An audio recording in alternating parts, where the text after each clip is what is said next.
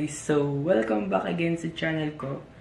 And from my last video, sabi ko, ang next video ko ay review about dun sa karaoke. Pero, things change. Dumating yung isa ko pang package. So, tingnan natin kung ano yung naman ito.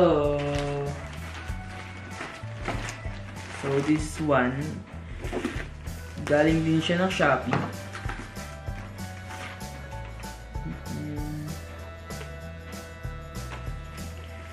Ito, unlike before, yung karaoke na late. Ito naman, medyo dumating before, on the same deadline.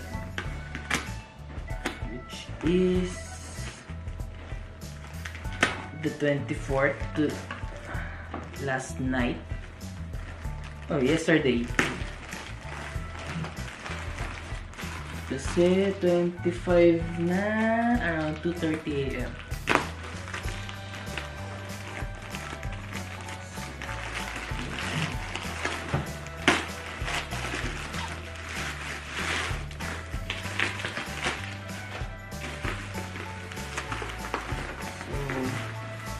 Again, I'll link the shop on Shopee kung saan ko nabili to.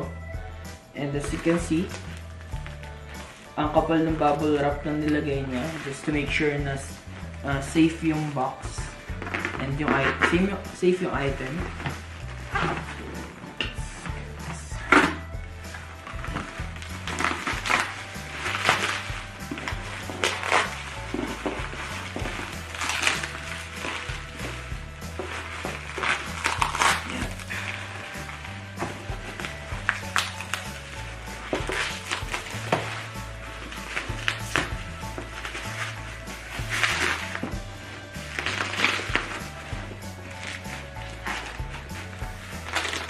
Yeah. Problema ba?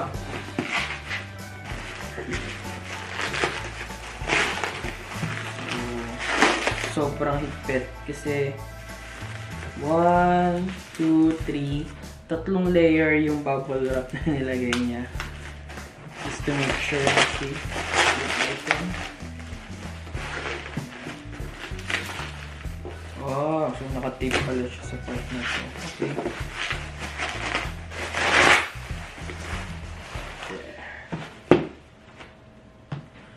So, something from the seller. Dear Ronald, may your days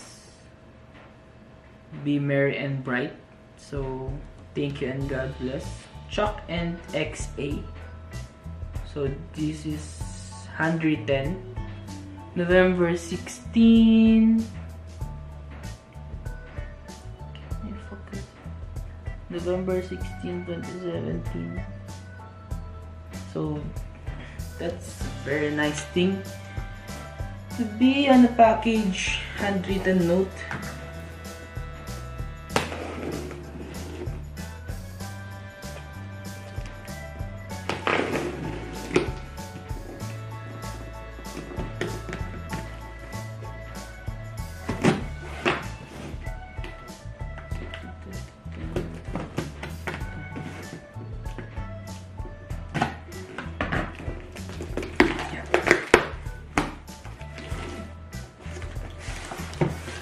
One, two, and three.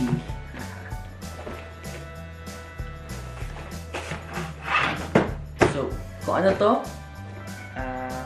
malalaman nyo in a bit. So, just a backstory, etong mga to ay isa sa mga favorite na collection ko. As of now, konti pa lang sila pero sobrang gustong makuha lahat sila.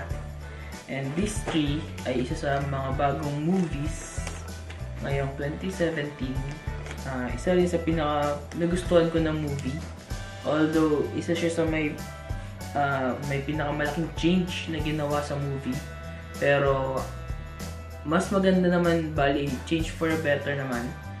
And ayun, medyo alam niyo siyang lahat So this is from Thor Ragnarok, and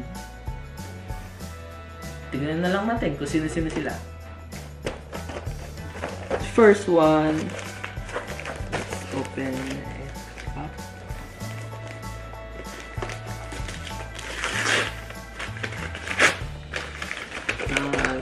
Kumuha pa ito nung seller, sorry. Pero, yeah. Ay! OMG! So, nakalimutan ko.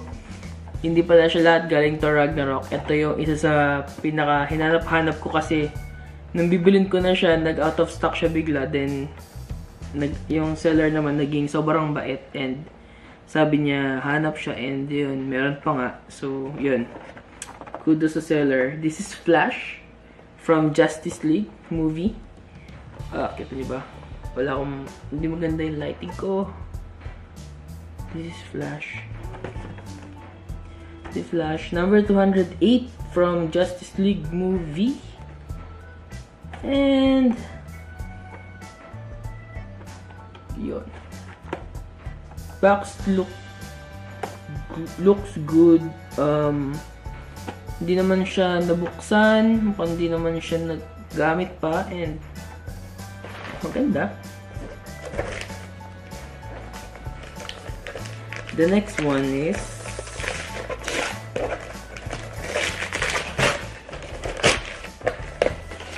this is something na gusto ko talaga. It's Hulk number 241. Sobrang ganda niya. Hulk. This the Hulk na merong hammer and naka-gladiator helmet and dress. So, i-compare nyo yung sizes. Check ko lang para same height yung box. See? Sobrang laki ni Hulk. Compare sa, eto, normal size lang to ng Funko Pop. Yun. So, isa sa mga una ko napansin, Marvel, DC, and DC, meron silang ganito, DC Pop Heroes, and yung Marvel, wala. So, I guess, hindi considered na hero. Si Thor, sa time na to.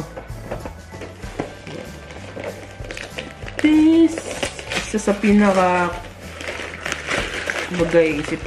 pinag-isipan ko ng matagal kung isasama ko ba siya. And this is Heimdall. Makikita niyo ba? Don't worry, stay tuned lang hanggang matapos yung video kasi I'll be taking this out of the box para makita niyo na malapitan and yung details mapansin niyo. And isa sa pinaka mapapansin niyo ay yung eyes ni Heimdall. Hindi siya yung normal dead eyes ng Funko Pop.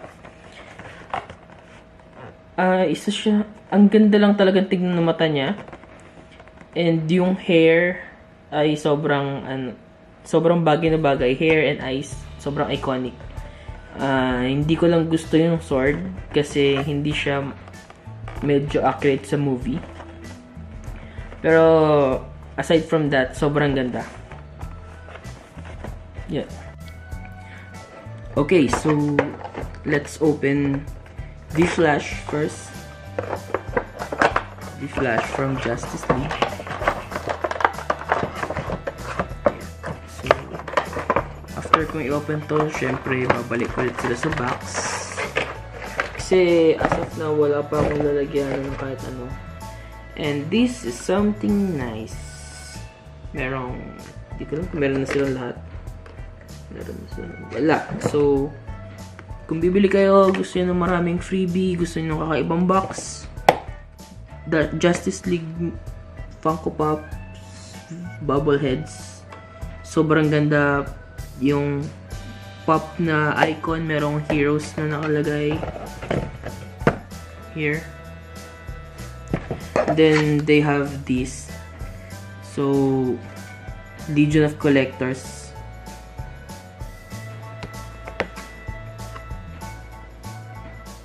Yeah. Sobrang cute.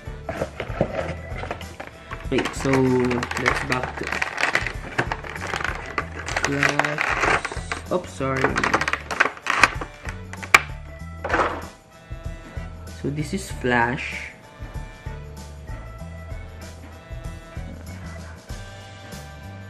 So first impression, aside from level ng details sa ulo, so this is not a bubble head, steady lang siya. Well, nagagalaw siya ng ganyan, pero hindi siya bubble head. Details sa head ay sobrang ganda. Here. Sa face, eyes lang kasi medyo konti lang naman yung details. Pero sa body, medyo may problema kasi yung likod, hindi medyo na-emphasize yung details. Yung kulay, yung pintura ng mga gold, medyo ayos naman. Pero yung black and red, yung may problema. Just like here yung kamao niya. Yan. Naghalo yung red and black. And dito naman sa may upper side or sa may thumb side ng fist niya, naghalo naman yung white, black, and red. But aside from that, yeah. Aside from that, sobrang ganda ni Flash. Kung meron kayong red car, sobrang ganda kung ididikit nyo to sa harapan. I mean, sa may dashboard. Yeah. So, that's Flash. So, next, ihuli ko si Hulk. Kasi siya yung pinaka-favorite ko. Ngayon, let's take a look at Heimdall.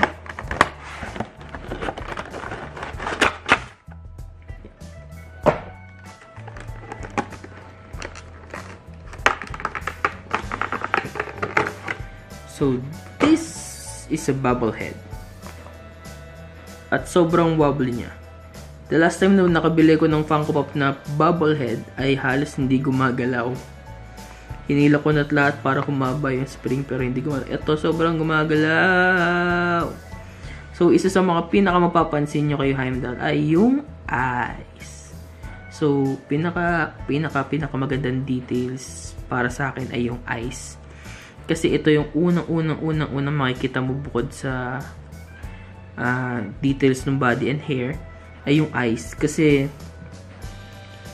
ito yung normal dead eyes ng Funko Pop. And kung pagtatabi-tabihin mo sila at lahat sila naka-costume or lahat sila ay heroes, ang pinakamagandang makikita mo ay yung gaano kaganda yung eyes. And wala pa akong nakita na iba bukod kay Heimdall. So, siguro hindi pa ako nakakita ng maraming Funko Pop bubble heads. Pero, eto kasi talaga may something lang sa mata niya eh. Pati sa movie, sobrang weird ng mata niya kasi nakikita niya lahat. Pero bulag siya. So, yun. Weird. Ngayon, details nung robe niya ay sobrang ganda.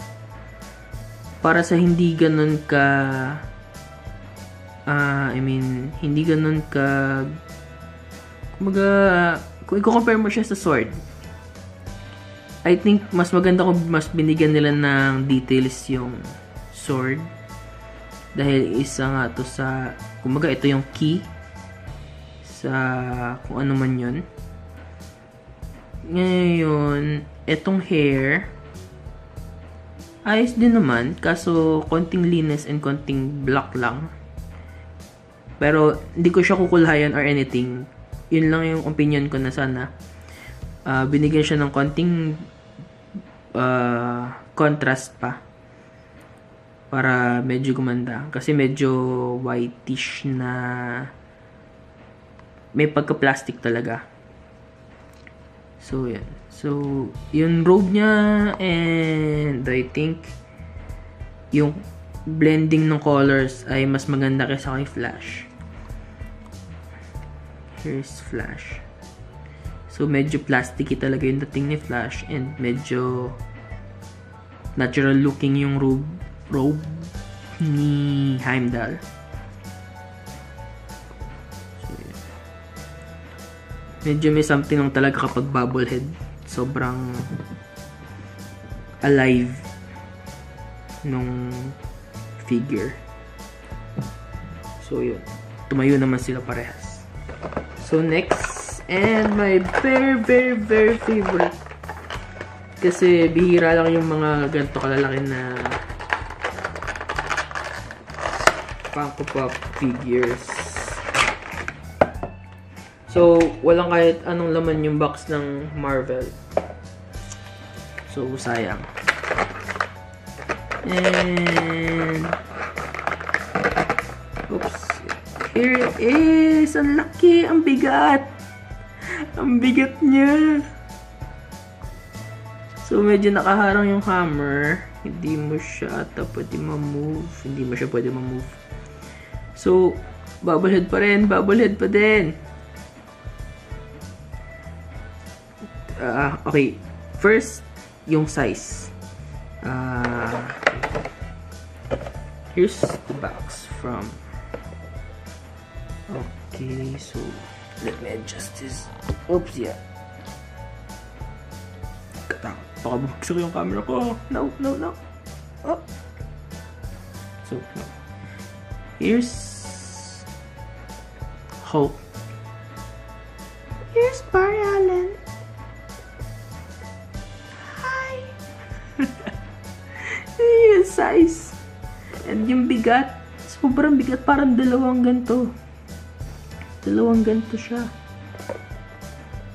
And they were for the same price, around 600 pesos. Joke lang. Pero, tingnan nyo naman. Sobrang laki niya. Medyo madumi lang siya. Hindi ko alam kung bakit. Pero, sobrang laki niya. So, here's Hulk and here's Heimdall.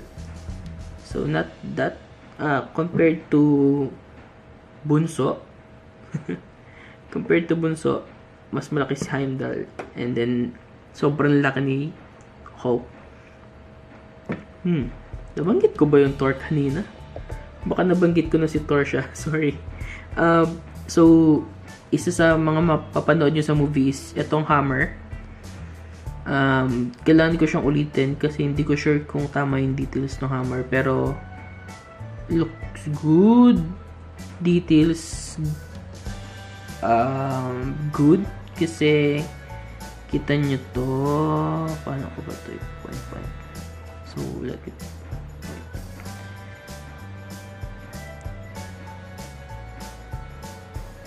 oops. There, I think kita nyo na siya. Meron siyang stripe. So, hindi siya kulay lang. Talagang naka-indent siya dun sa mismong maliliit na tube. And the biggest thing na papansin nyo ay yung ulo. Ito hindi to brush. Ito ay plastic. Goma, plastic, ano man to. Pero solid siya. May laman siya sa loob. The same with the helmet. Medyo hindi ganun karaming details. Pero, kumbaga, imperfection yung dating niya. Sobrang pantay, sobrang ganda. Sana mas marami pang ganito kalalaki. Ang laki talaga. Side to side with Flash. Tingnan nyo naman. So, kung bibili kayo, bilhin nyo na tong si Hulk. Kasi sobrang ganda. This will be out of the box for sure kasi sobrang ganda niya.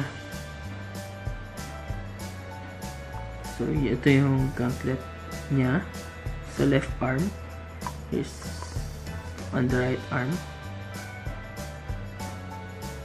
And yung robe, yung shoulder armor. Tama ba? Yan. So, dead eyes ka nga. Meron ka namang mouth. And expressive pa yung face mo. The best. Isa to sa pinakamagandang Funko Pop. Isa to sa pinakamagandang figure. Napaka-balance. Tatayo siya agad. Hindi siya ganun kabilis. See? Yun. Medyo nabigla ako. Pero, astig niya eh. Sobrang ganda. So, there you have it, guys. Kung bibili kayo, definitely try this one first. Kasi, sobrang ganda. Sulit yung pera nyo.